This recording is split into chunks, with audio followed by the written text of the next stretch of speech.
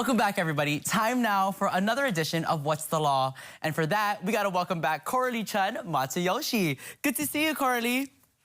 Hi, nice to see you too, Mikey. Okay, Coralie, let's just jump straight into it. You know what they say, nothing is certain except death and taxes. And even though estate planning is something nobody wants to think about, we were talking about that during commercial break, we need to first, are there certain documents that every adult should have regardless of age? Yes, one of the basic, most important documents you should have is a power of attorney to handle your financial affairs in case you become incapacitated. It doesn't matter if you're 18 or 80 years old, anything can happen. You can get into an accident or become ill. So you want to give legal authority ahead of time to someone you trust, and be sure to name a successor agent in case something happens to the initial agent you appoint.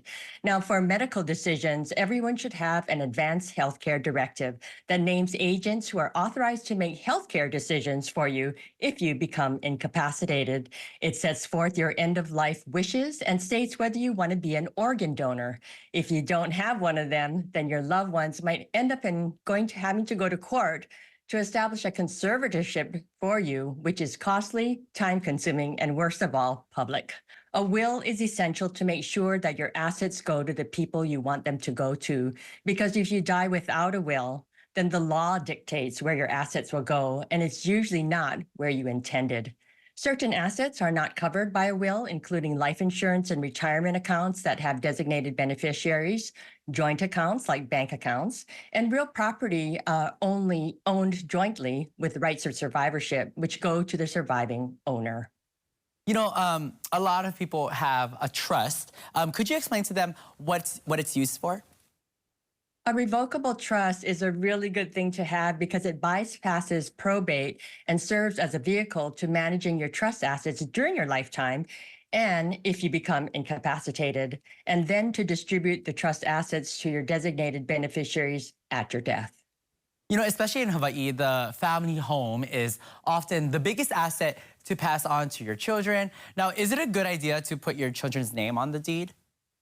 It may seem like a good idea, but it could lead to problems in the event of a divorce or death. For example, your son gets divorced or predeceases you, and now your daughter-in-law co-owns the house with you and wants to sell the house with you still in it. Or your son gets into a car accident and kills someone, and now the family of the person killed sues to claim your son's share of your house.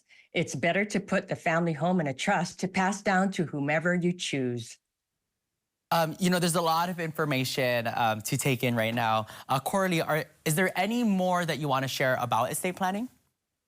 Yes, people should tune into my whole series on estate planning this month to learn about techniques used in blended family situations, like how to take care of children from a previous marriage or stepchildren, providing for children with special needs, tax savings, and what to do if you're named as an executor or trustee of a will or trust.